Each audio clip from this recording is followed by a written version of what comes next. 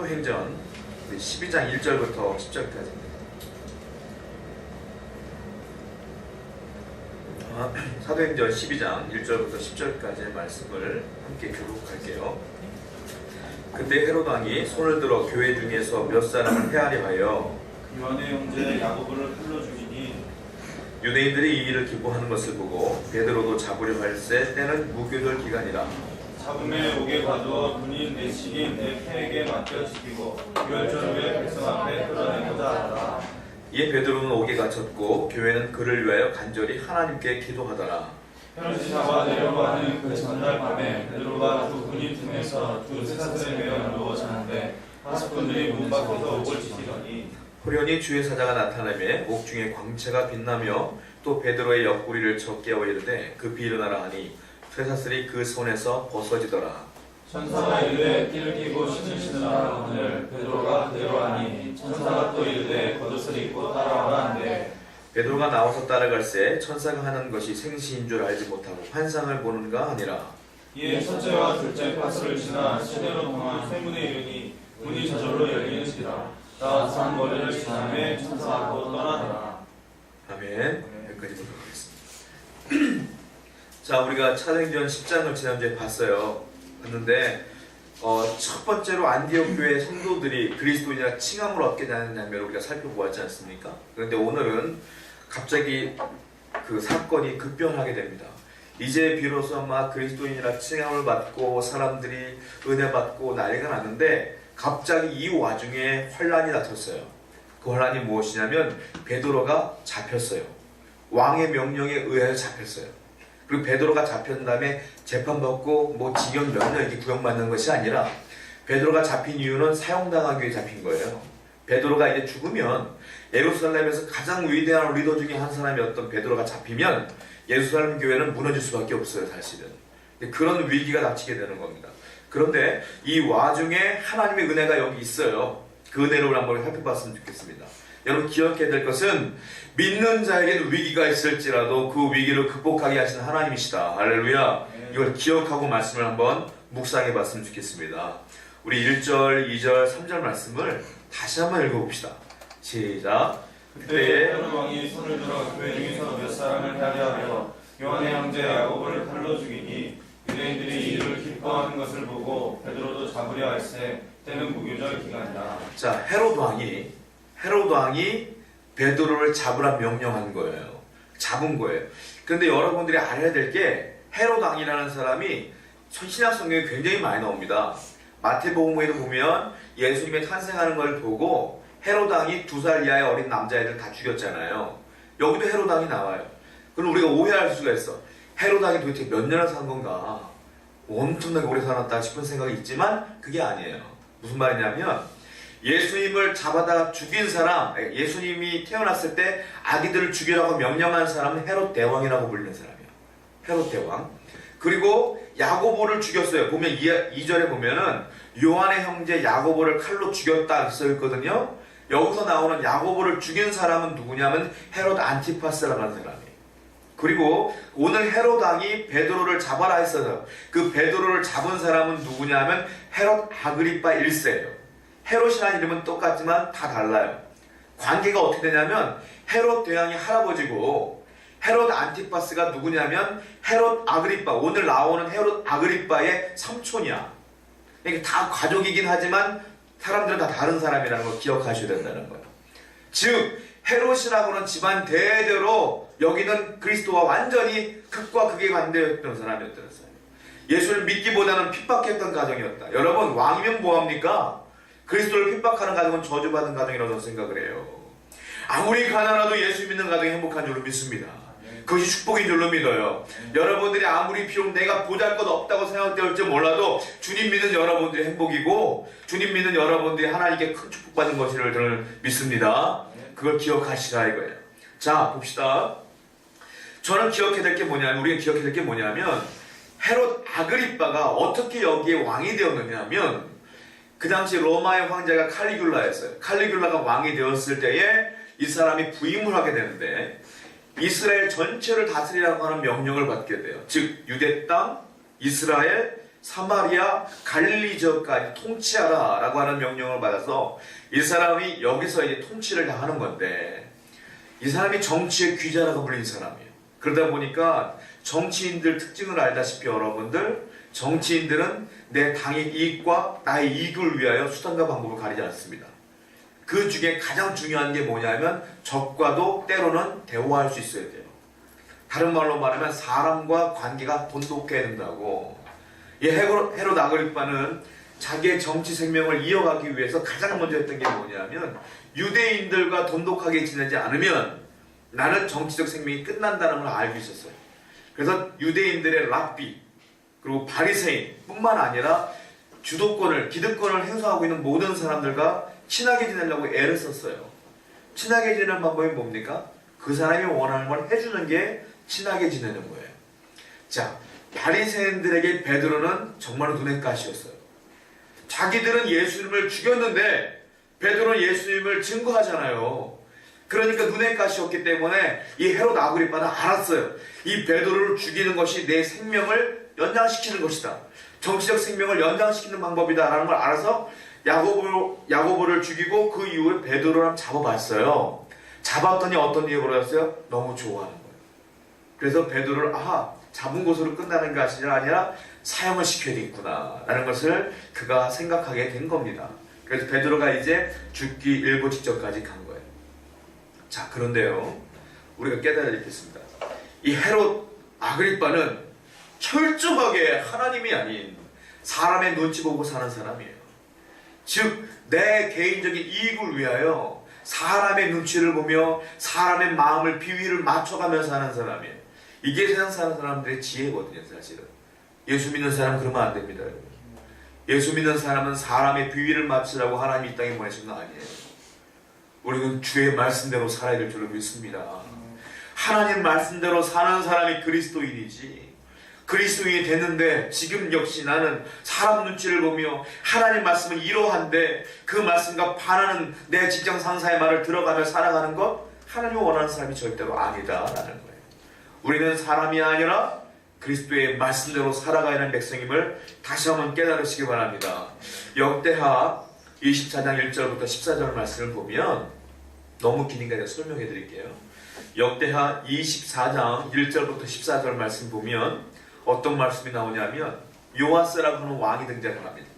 요아스가 갑자기 어떤 명령을 내리냐면 성전이 무너져 가니까 야, 성전세를 좀 걷어서 성전을 수리하자라고 하는 생각을 갖고 누구에게 시키냐면 레위 지파 사람들에게 시킵니다. 왜? 레위 지파 사람들이 제사장들이니까 그 사람들에게 시켜요.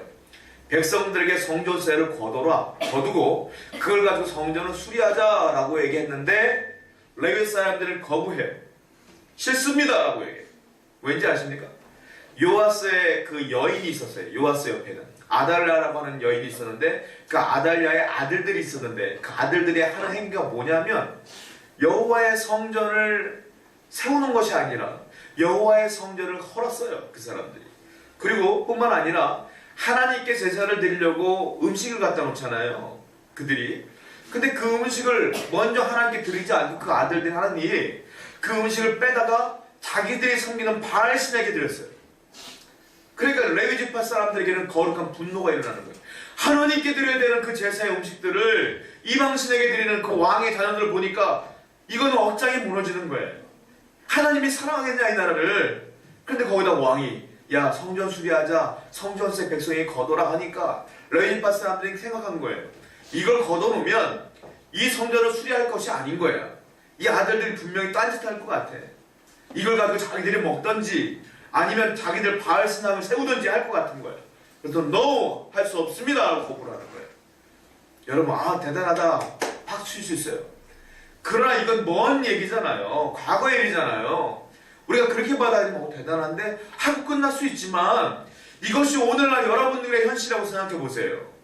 여러분들이 왕이 명령을 했는데 no 할 수 있겠어요? 여러분 실례를 한번 들어볼게요. 이번에 뉴스를 보니까 북한의 김정은이 자기 고모부 장성택을 사형시켰더라고요. 여러분들이 장성택이라고 생각해봐. 만약에 김정은이 지금으로 말하면 왕이죠. 그 사람에게 거부를 했더니 사형당한 거 아닙니까? 어떻게 보면. 이 당시는 더 심했을 거 아닙니까? 왕이에요. 하나님이에요, 거의. 근데 그 레위지파 사람들이 그 왕의 명령을 거역했다? 이거 심각한 거 아닙니까? 목숨 거는 거 아니겠어요? 근데 목숨을 걸었어요. 하나님이 원하시는 일이 아닙니다. 우리는 할 수 없습니다. 거부하는 거예요. 너무 위대합니다. 여러분, 우리 레위지파 사람 같은 사람은 삶을 살아야 될 줄 믿습니다. 아무리 내 삶에 위기가 있을지라도 하나님의 말씀이 아니다 하면 아닌 거예요. 아무리 사람들이 그렇게 하면 안 돼라고 해도 하나님의 가하면 가는 거예요. 이것이 우리의 삶이 되어야 되며 우리의 비전과 목적이 되어야 될 줄로 믿습니다. 미국의 한 대학교에서요 실험을 했어요. 유치원, 우리는 말하면 유치원, 초등학생, 중학생, 고등학생까지도 이렇게 반에 이렇게 10명씩 모아놓고 실험을 했어요.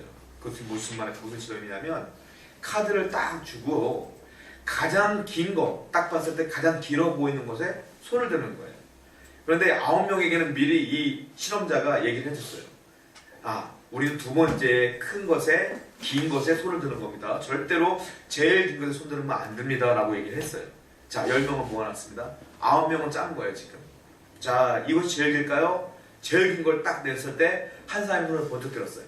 걔는 모르는 사람이죠. 근데 9명은 가만히 있었어요. 그리고 9명은 두 번째 긴 게 손을 들었단 말이에요. 자, 보니까 이 사람이 손을 들었다가 아무 손을 안 드니까 이 학생이 눈치를 보고 스르르 손을 내리더라. 이런 확률이 75%였대요. 유치원, 초등학교, 중학교, 고등학교까지. 미국 사람들은 알다시피 자기 주관이 뚜렷하잖아요. 그런 사람도 75%가 나왔어요. 우리나라 같은 경우 어떨 것 같아요? 거의 90% 이상은 눈치 보고 손을 내리지 않았을까? 그런 생각이 들어요.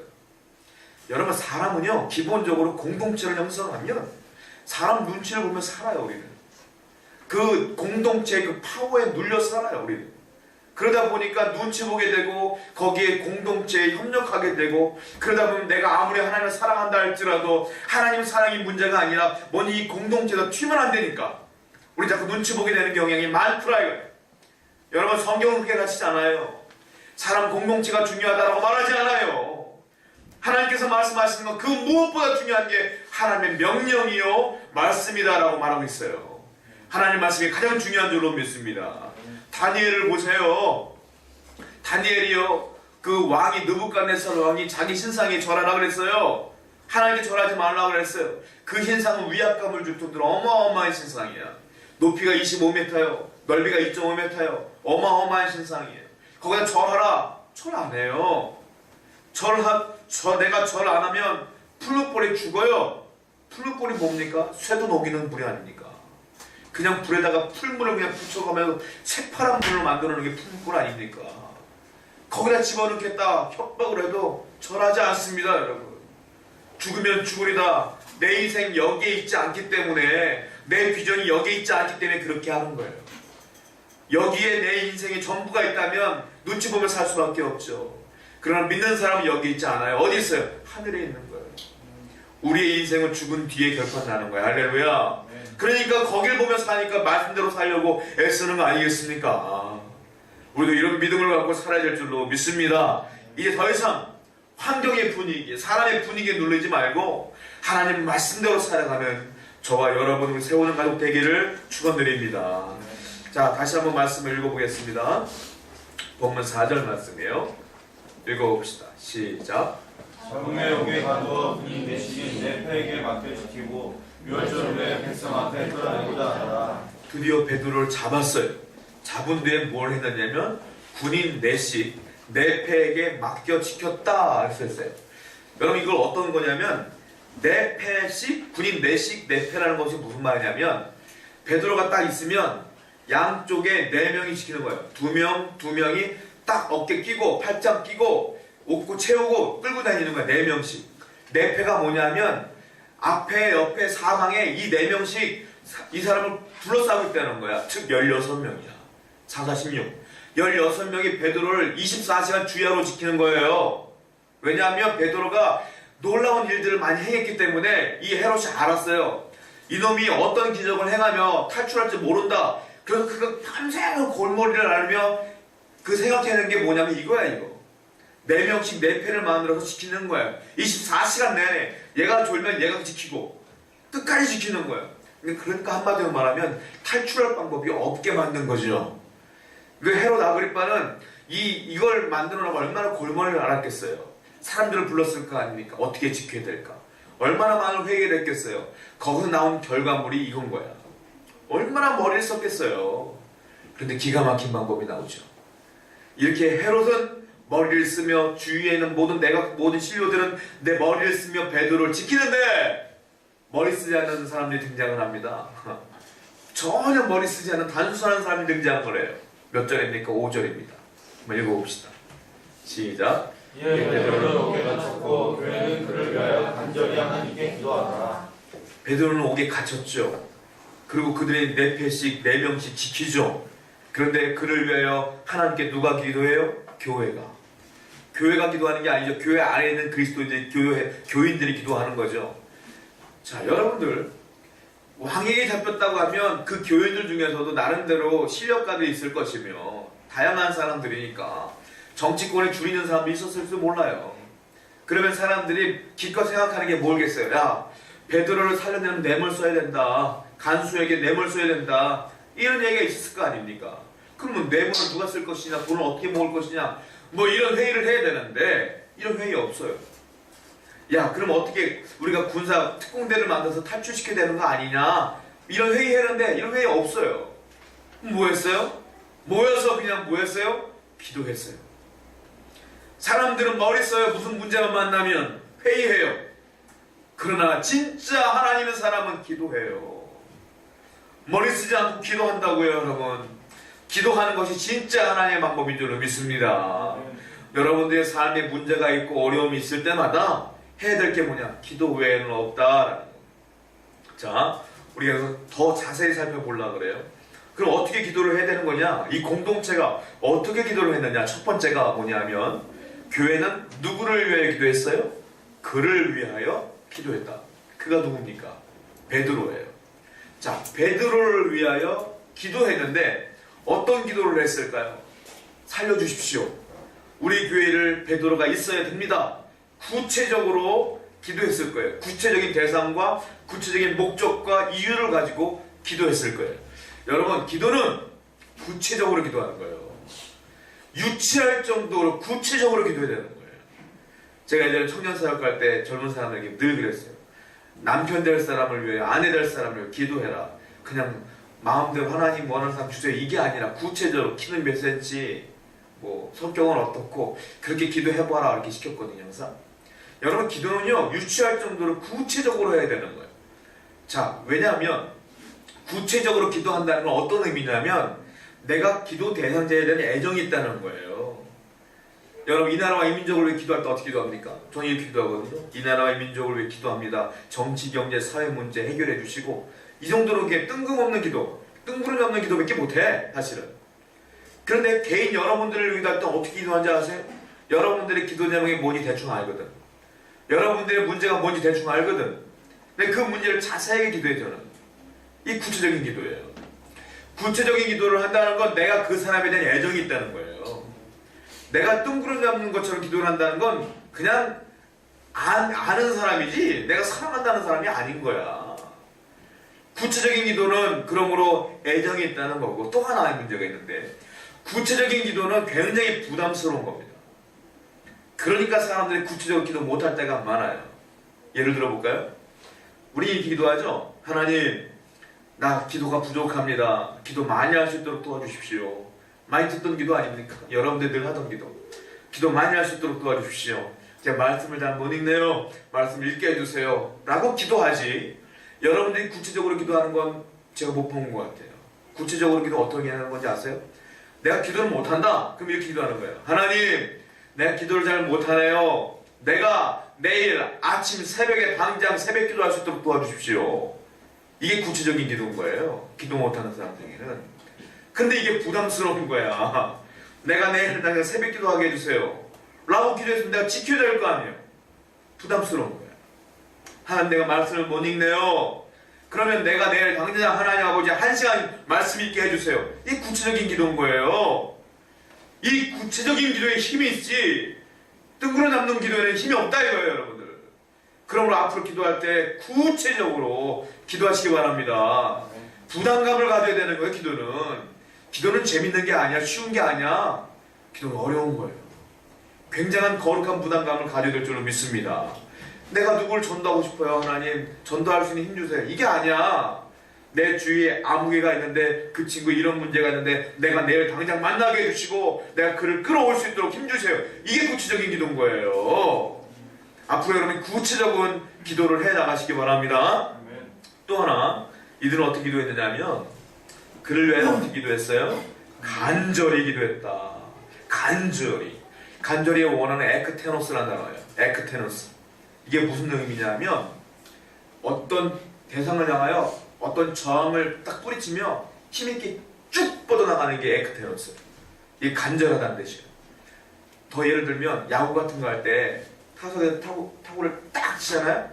홈런성 타구를 보세요. 바람이 있어도요 힘이 있으니까 그 바람을 뚫고 쭉 올라가 담장을 넘긴단 말이야. 이게 간절한 기도예요.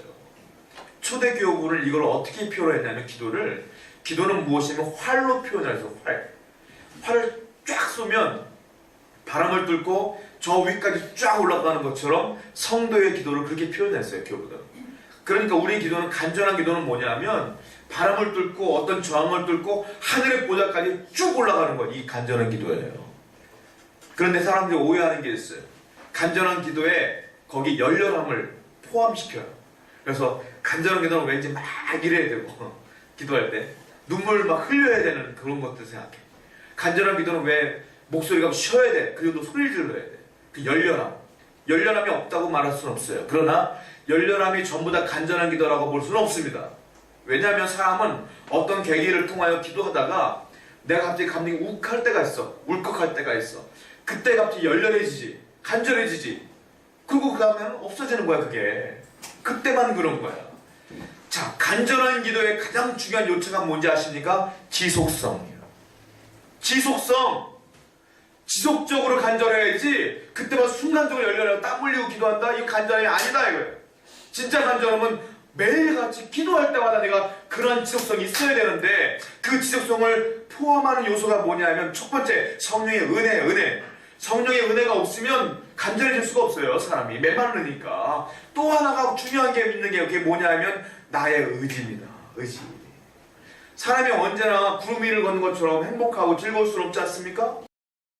언제나 기도할 때마다 내가 뜨겁게 기도할 수 없지 않습니까? 그 내 의지가 포함되어야 되는 거예요. 내가 하나님께 기도할 때 오늘도 간절하게 기도해야지 하는 의지를 갖고 해나갈 때 은혜가 있고 거기에 지속적으로 하나님의 열렬함이 있는 거예요. 근데 많은 사람들은 그게 없어요. 잠깐 갑자기 뜨거워지면 그때 우악 올라왔다가 그 다음 주는 왜 기도가 안 되지? 이게 문제라 이거야 이게. 그 열렬한 게 아니야. 그 간절한 게 아니야. 세운 가족 여러분, 우리는 기도할 때마다 내가 마음이 열렬해지지 않아도 내 의지를 갖고 오늘 해야 돼, 기도해야지 라는 마음을 가지고 뜨겁게 나가는 저와 여러분에게 축원드립니다. 초대교회 성도들은 이렇게 기도했다는 거예요. 간절하게. 그 간절함이 필요하다는 거예요. 간절함이 없으면, 열렬함이 없으면, 지속성이 없으면, 성령의 은혜가 없으면, 나의 의지가 없으면 이 기도의 능력이 나타나지 않는다. 자, 세 번째, 이들은 어떻게 기도했느냐?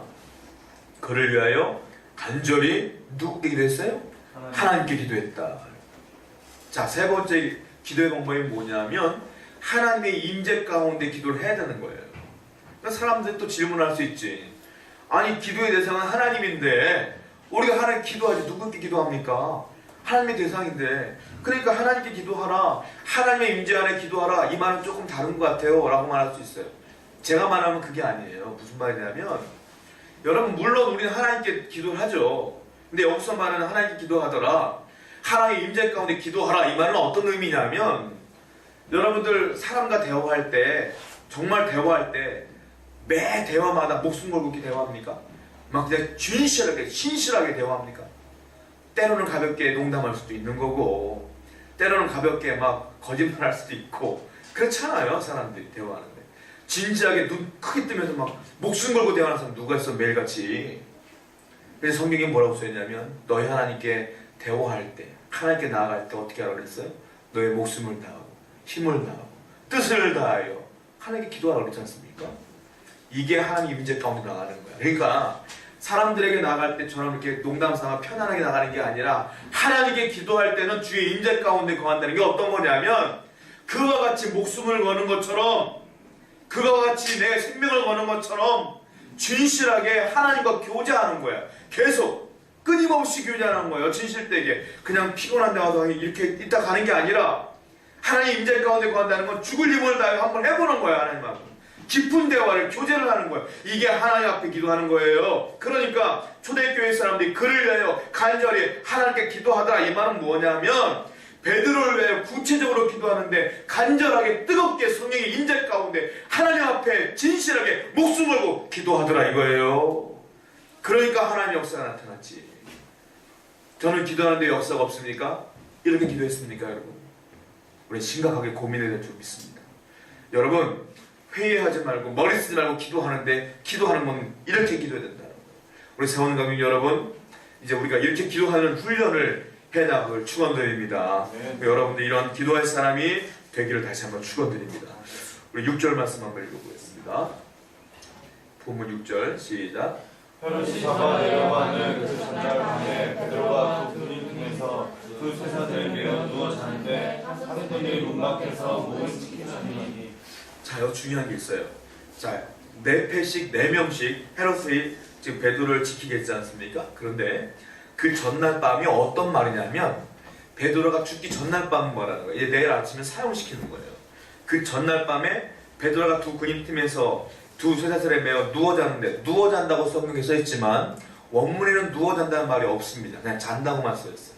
그러니까 잔다고 생각하니까 누웠을 거야 예상하지 우리가 누웠다는 말은 없어요. 아마 제가 볼 때는 눕진 않았을 것 같고 이게 잡혀 있으니까 양옆에 사람이 껴 있으니까 쪼그리고 아마 쪽잠을 잔 것 같아요. 베드로가 잠을 자고 있는 거예요 지금 어쨌든. 그리고 파수꾼들은 밖에 있고 그 4명은 안에 딱 끼고 있는 거야. 그러니까 베드로는 탈출할 구멍이 없는 거예요 지금.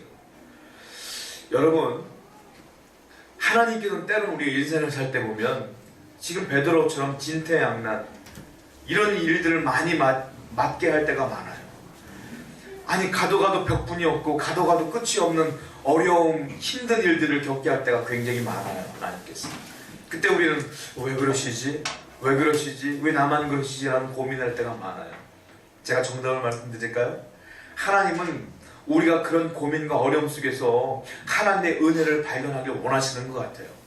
하나님은 거기서 그냥 놔두진 않아요. 반드시 하나님의 은혜가 있어요. 할렐루야. 그걸 믿는 게 중요해요. 자 보세요. 그 전날 밤에 놀라운 일들은 있어요.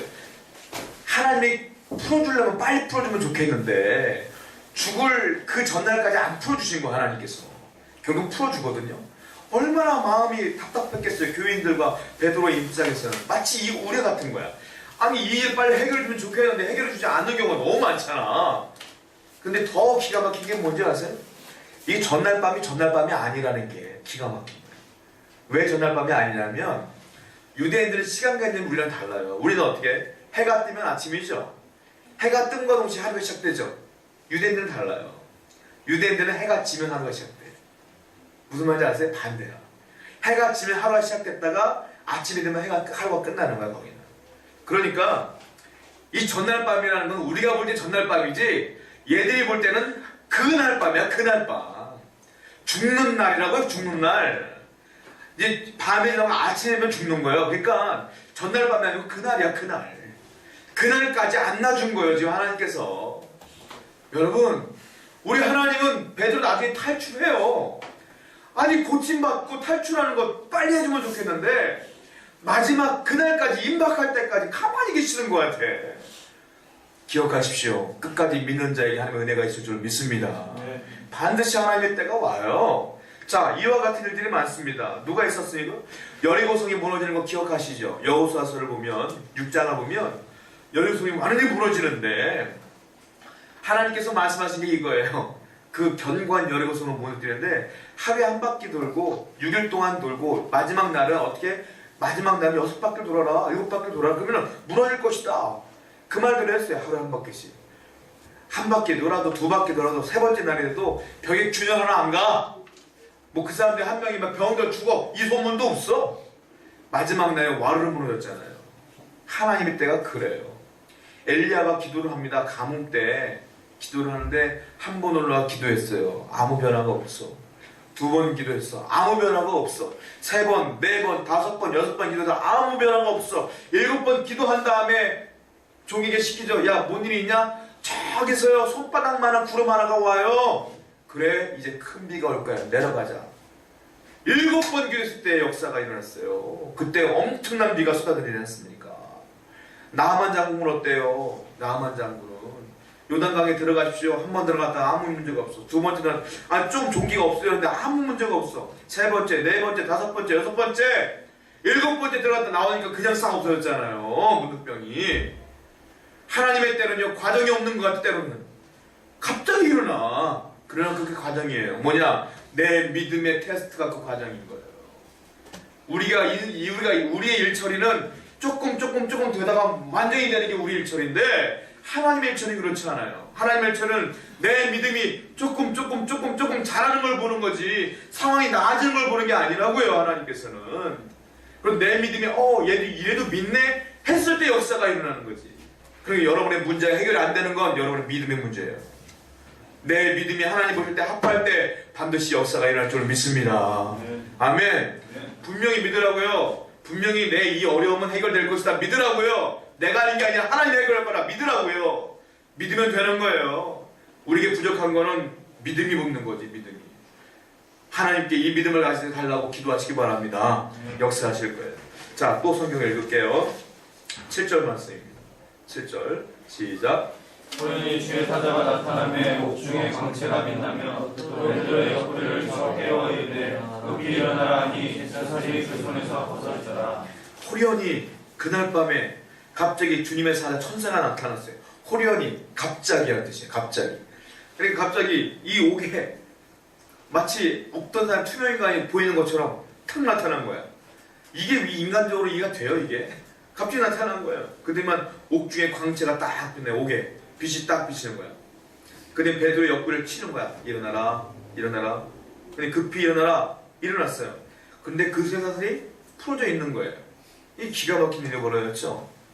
여러분, 그게 더 놀라운 사실이 있어요. 뭐냐면 천사가 딱 나타났는데 베드로가 자고 있는 거야. 답답하게 천사가 옆구리를 친 거야. 일어나라고. 근데 베드로가 일어났죠. 여러분, 오늘 죽어요, 베드로. 죽어요, 베드로. 근데 잠깐 쪽잠 잔 게 아니라 푹 자고 있어, 지금. 내가 오늘 죽어. 천사가 깨울 정도로, 쳐서 깨울 정도로 자고 있어. 이게 무슨 마음이에요, 이게 지금 베드로가? 여러분 같으면 어떻게 해서 내가 오늘 죽어. 잠이 옵니까? 잠이 와요? 이 당시에 죽네, 목매달아 죽입니까? 교수형입니까, 이 사람들이? 아니잖아요. 초대교회들 어떻게 죽었어요? 끓는 가마에 집어넣고 사지를 절단하고. 알잖아요, 여러분, 어떻게 죽였는지. 그렇게 죽어야 되는 사람이 이 사람은. 그런데 좀 자고 있어.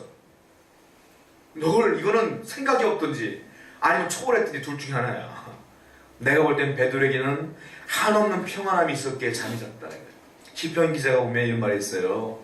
하나님의 사랑하는 자에게 잠을 주셨다, 이 말이 있어요. 그래서 이걸 오용해서 사람들이 늦잠 자면서 막 하나님 날 사랑하는 것 같아. 그게 아니요. 그 말은 무슨 말이냐면 네가 굶어 죽을지언정 네 대적이 너를 감쌀지언정 너는 잠을 잘 만한 평안함이 있을 것이다, 이 말이에요. 늦잠 자는 거 하나님 뜻 아니요. 그러니까 이 말은 무슨 말이냐?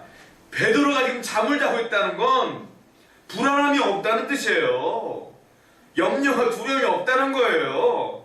그 마음에 평안함만 가득하기 때문에 잠을 자는 거예요, 지금. 여러분, 하나님이 사랑하는 자, 하나님을 정말로 철저하게 믿는 자에게는 평안함이 있습니다. 환경에 따라 불안했거나 두려워하지 아니하고 평안함이 그 안에 있어요. 내가 죽을지언정 평안한 것이 믿는 자의 축복이 중에 축복인 줄로 믿습니다. 저 여러분들이 평안하기를 원해요. 저는 그래서 여러분들의 신앙을 제가 판단할 건 아니지만 그래도 목사이기 때문에 성도들의 신앙을 봐야 될 거 아니까 레벨을 좀. 그래서 그 레벨대로 제가 다 대화를 줄 거 아니에요. 대화를 하더라도 이제 초보 신앙들에게 일 시키면 도망가요. 부담스럽다고.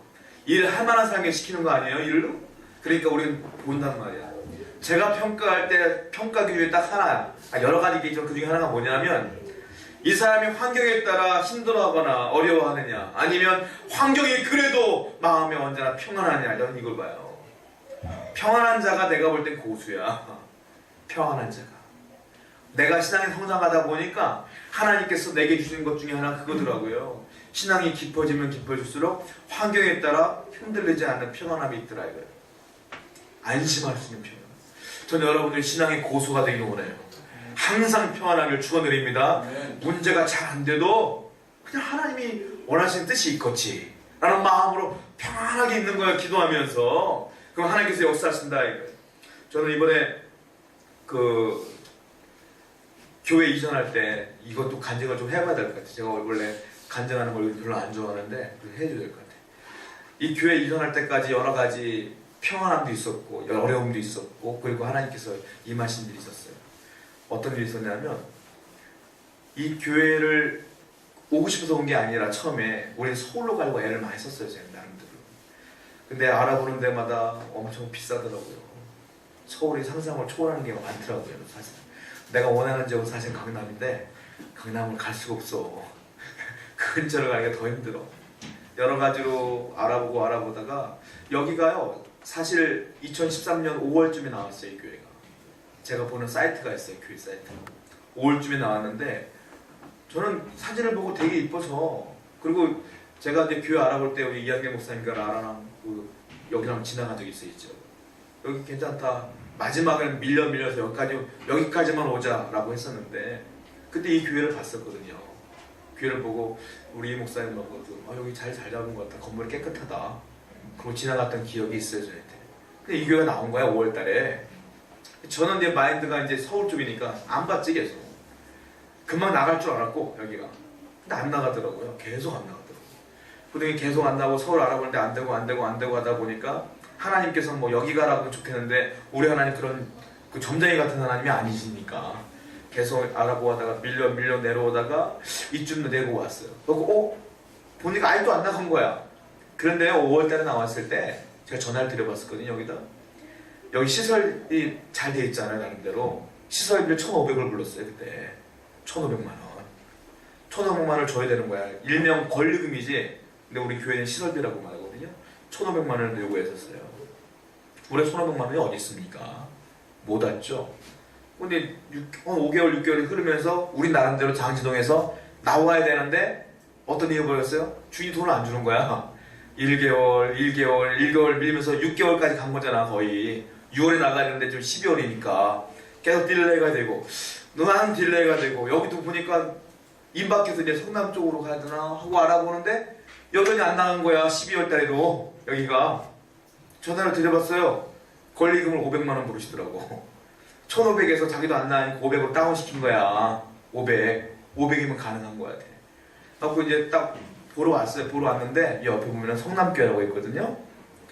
우리 교단하고 똑같아요. 그런데 우리 교단은 500m 안쪽으로 교회를 세우면 안 돼. 같은 교단이라. 여기 200m밖에 안 돼 보통. 이 걸리는 거야. 그래서 또 마음이 지웠어요. 지우고 왜 또 헌법까지 어겨가면 올 필요가 없다는 생각했거든. 지웠어요. 또 알아봤어요. 그러다가 그게 이제 금요일을 왔었는데 여기 토요일 지나고 주일 지나고 월요일 됐는데 갑자기 내 마음속에 갑자기 월요일날 성남교회 목사님께 한번 전화를 한번 드려볼까? 이 생각이 갑자기 든 거야. 월요일 아침에 전화를 드렸어요. 목사님 여기 교회가 괜찮은 교회가 있어서 오려고 했더니 옆에 성남교회가 있더라고요. 근데 법적으로는 500m 안으로 들어오면 안 되는데 라고 했더니 목사님이 그런 법이 있냐고 나한테 오히려 묻더라고요. 예 있습니다. 제가 올 수가 없는데 목사님이 허락해 주시면 뭐 괜찮을 것 같아서 여쭤봤는데 목사님이 거부하시면 전 못 오죠 라고 했더니 목사님이 가만히 있어요. 뭐 작은 교회인가 봐요. 네 작은 교회입니다. 오십시오 라고 하더라고요. 그 말을 듣고 이거 하나님 뜻이다. 여기 먼저 뵀던 목사님에게 전화를 드렸더니 뭐라고 하시냐면 나는 하나님의 뜻인 줄 알았는데 지금 계약 중이래요. 지금 어떤 목사님을 계약하려고 하고 있대. 지금 제가 사정을 얘기했더니 그래도 지금 오신 분하고 예약을 해야지 목사님하고 내가 어떻게 예약을 합니까? 그리고 목사님이 계약한다는 보장도 없는 거고. 그 말이 맞잖아요. 그리고 내가 이것도 또 하나님 뜻이 아니구나 접었어요. 한 20분쯤 지났나? 전화가 왔어요. 계약이 틀어졌대. 계약할 마음이 있으면 오래. 난 마음이 있다고 했지. 와서 월요일날 계약을 한 거야. 그렇게 갑자기 여러분들에게 주일날까지 내가 전혀 이전한다는 얘기도 안 했잖아요. 그러니까 월요일날 그렇게 진행이 된 거야. 월요일날 딱 나도 모르게 뭐에 홀린냐, 계약금하고 다 진행 여기서 밑에서 해가지고 그거 보니까 이제 여러분이 그때 문자를 그제서야 보낸 거예요. 그리고 화요일날 보니까 이 목사님이 이사를 빨리 가고 싶어해. 다음 주 화요일날 가고 싶어요. 월요일날 가신대. 하고 그때 그 중에는 뭐 음향, 뭐 이사센터 다 예약하느라고 정신없이 보내고, 그리고 월요일날 거기 이사 가고, 화요일날 우리 이사 왔다가 수요일날 우리 음향하고 저기 철거하고, 목요일날 또 마지막 또 만나서 잠금 치우고, 금요일날 어저께 예배 처음 드린 거야. 그래서 난 2주일 동안 정신없이 간 거야. 전 다시 한번 깨달았어요. 뭐냐면 아까 하나님께서 베드로를 그날 밤에 갑자기 일으키셨잖아요. 하나님 우리 교회를 5개월, 6개월 동안 기도만 하게 하시더니만 갑작스럽게 진행시키시는 거예요. 이게 하나님의 뜻이야. 여러분들의 기도가 5개월, 6개월 동안 채워졌기 때문에 가능한 줄 좀 믿어요. 우리가 그렇게 기도하지 않고 인내하지 않았으면 아마 지금도 못 왔지 않았을까 싶은 생각이 들어요. 여러분, 그러므로 일의 문제 해결은 기도가 먼저예요. 기도할 때 하나님 역사하실 줄로 믿습니다. 그리고 우리 가운데 5개월, 6개월 지나면서 여러분 저를 봐서 알겠지만 평안하지 않았습니까? 평안했잖아요. 믿는 자에게 있어야 될 건 기도와 평안뿐이 없어요. 하나님께 믿음으로 여러분의 인생도 그렇게 해나가시길 바랍니다. 자, 마지막으로 8절부터 10절까지 한번 읽어봅시다. 시작. 천사가 이르되 띠를 띠고 신을 신으라 하거늘 베드로가 그대로 하니 천사가 또 이르되 겉옷을 입고 따라오라 하는데 베드로가 나와서 따라갈새 천사가 하는 것이 생시인 줄 알지 못하고 환상을 본가 하니라. 이에 첫째와 둘째 파수를 지나 시내로 통한 철문에 이르니 문이 저절로 열리는지라. 나와서 한 거리를 지나매 천사가 곧 떠나더라. 자, 베드로를 깨웠습니다. 천사가 깨운 다음에 어떻게 하냐면, 야, 허리띠매, 야, 신 신어. 근데 옷고무는 그냥 닫혀 있는 거잖아요. 근데 베드로가 자다 깨갖고 너무 깊이 잠들어갖고 이 사람 비몽사몽이야. 이게 현실인지 환상인지 구분이 안 가. 워낙 베드로 환상을 너무 많이 보는 사람이라 기도할 때마다 이게 환상인지 현실인지 구분을 못해, 여전히. 그러니까 하나님께서 하는 거예요. 그러니까 옷도 입어, 옷도 다 입었어. 따라와, 따라가는 거예요.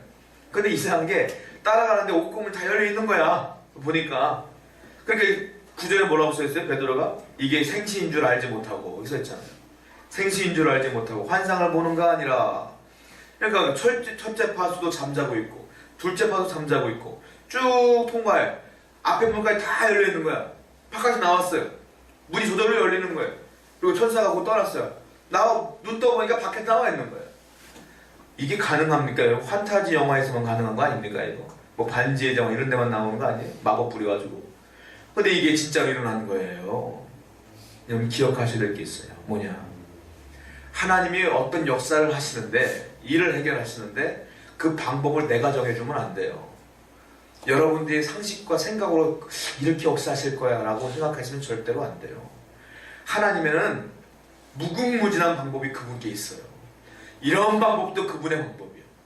그러므로 여러분들이 어떤 문제가 야 이건 불가능할 것 같아 라고 결론 짓지 마세요.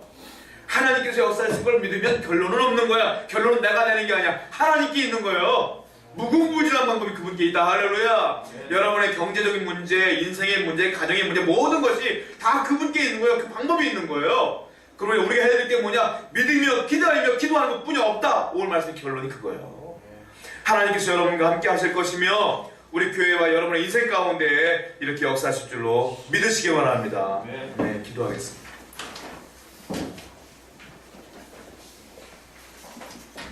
우리 함께 기도했으면 좋겠어요. 하나님